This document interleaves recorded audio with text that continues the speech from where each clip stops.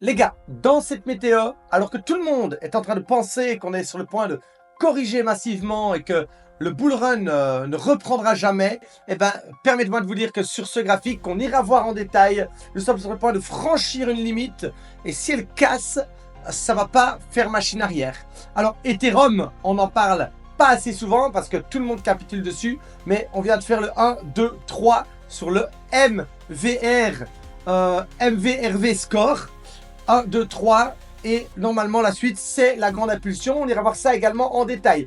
Attention, vous savez que depuis que nous sommes en bull run sur Bitcoin, Ethereum vient de faire un bear market et on va aller l'observer en mensuel. Donc chaque barre représente un mois.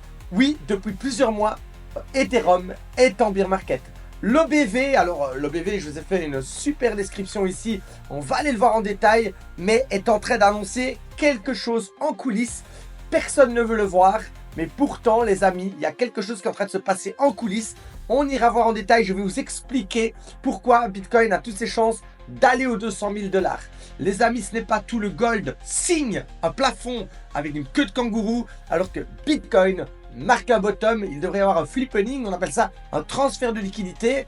Je montre le chemin, ça se déverse sur Bitcoin, key switch, c'est souvent ainsi, hein, c'est des sables un petit peu mouvants, hein, comme ça, où il y a des transferts de liquidité, des rotations, voilà, des rotations. Ensuite ici, le MVRV score sur le Bitcoin crée un fractal incroyable. On ira voir ça en détail et pour finir ici, on est en train de recréer la même structure qu'en 2024, un an après où Bitcoin, alors que personne n'y croyait, a été atteindre les 100 000 quand on était à 50 000.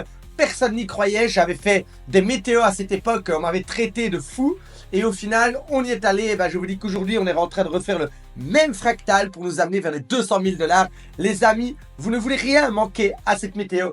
On démarre tout de suite. Bonjour à tous et bienvenue dans la Météo Crypto. Je m'appelle Noctis et chaque jour je vous amène des nouveautés et des stratégies pour vous aider à vous faire de l'argent sur ce marché. Si vous êtes nouveau sur cette chaîne, alors n'hésitez pas à vous abonner et à activer la cloche de notification dès maintenant. Alors les amis, ici la SMA 50, on est passé au-dessus. On est sur cette grande trendline. La dernière fois qu'on a eu ça, c'était en 2023. On a eu presque un an de bull run avant de corriger et on s'est fait soutenir par cette moyenne mobile. Les amis, si on la casse franchement qu'on va aux 100 000, c'est pas pour retourner à 70, c'est pour continuer parce que cette moyenne supporte le bull run et on est en train, voilà, on est vraiment en train de la travailler. Alors c'est pas possible qu'on ait encore une semaine ou deux, hein, puisque regardez ici, on est en 3 daily, 2 daily, c'est des unités de temps un peu plus courtes et on pourrait avoir peut-être encore une semaine ou deux de zigzag de travail avant de lancer l'impulsion. Donc restez prudent, peut-être même un petit repli. On en a parlé, mais on est, en tout cas, si on prend un grand rond, on est dans des zones. Regardez ici, on monte et on replie avant de casser.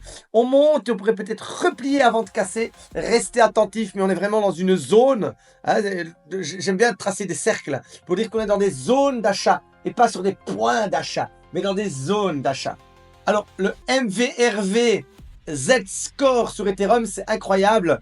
Vous ne reverrez plus jamais un actif aussi sous-évalué que maintenant. Hein. Une fois, on run. 2 fois, on run et on repart. 1, 2, on a déjà fait le double. Hein, hop, et on repart. Et là, on est remonté. On a déjà eu un bull run sur Ethereum. Il a juste été décevant. Mais on est en bear market. Et on vient de toucher les points de bear market. Là, c'était le bear market. On revenait sur les points de bear market. Là, c'était sur le bear market. On revient sur les points de bear market. On est sur des zones de bear market sur Ethereum. 1, 2, 3, gros run. 1, 2, 3, gros run. En plus, si vous ne me croyez pas, ben, l'Ethereum ici, regardez, on a fait un vrai bear market. Chaque barre représente un mois. Ici, 1, 2, 3, 4, 5, 6, 7. Et puis, on latéralise et on repart. Ici, 1, 2, on remonte. 3, 4, 5. Ici, 1, 2, 3. On remonte. 4, 5, 6, 7, 8. On a eu plus de bear market là, en plein bull run du Bitcoin, que ici, avant le méga bull run de l'Ethereum. Donc, à mon sens, oui, on est vraiment en bull run. Et en plus, regardez ici, il y a une Springbox. On s'est fait ravaler en monthly. Hein, en monthly. Donc, on a touché le fond. Ça veut dire schlack. C'est-à-dire que là, non, c'est non en fait. Et à mon sens, la suite logique, on l'a vu sur le MVR Score. Donc oui, on a bien eu un bear market sur Ethereum, en plein bull run, et sur les alts aussi. Et ça se voit également sur l'indicateur de sous ou surévaluation. On est sur les prix de bear market. Donc oui, on a bien eu un bear market sur Ethereum. Alors Bitcoin, c'est incroyable. L'OBV. Donc si vous ne comprenez pas l'OBV, je vous invite à aller sur Noctis Crypto. Sur mon X account, je vous ai fait une explication. Mais en gros, ce sont des volumes masqués. C'est des acheteurs masqués. Et en fait, regardez là. On compresse. On a plein d'acheteurs masqués. Hop. Et on part. On refait une boîte. On compresse, on a plein d'acheteurs masqués qui accumulent, mais on est toujours là. Et on part. Ici, hop, on vient d'avoir plein d'acheteurs masqués sur le BV. Et on devrait partir. Allez bien lire ça sur Noctis Crypto. Et ça vous permettra aussi de suivre mes travaux en avant-première sur Twitter, X, comme vous préférez l'appeler. Alors, en parlant de bougies, on aurait touché le fond. Ben, on aurait touché le plafond sur le gold. Schlack, Springbox aussi, avec le Bitcoin qui fait un bottom, on devrait flippening, donc les liquidités devraient s'installer doucement et c'est ce qui est en train de se faire. Et après, à un moment, tout le monde va vendre le gold et FOMO le Bitcoin. C'est souvent ainsi les transferts de liquidités. Les amis, j'ai écrit ici un cochon. Alors, répondez-moi juste cochon dans les commentaires. Mais ici, on a un top, on accumule. Et on a la petite boule bleue avant le top dans la boule rouge. Et regardez quand on est là, gros pétard. Accumulation, on a la boule bleue, gros pétard, on est ici dans la Q et on a ça. Accumulation, et en fait ce qui est incroyable, c'est que sur l'indicateur de sous ou surévaluation, on est au même point. Les boules bleues, je les ai mises au même niveau. On pourrait tirer un trait.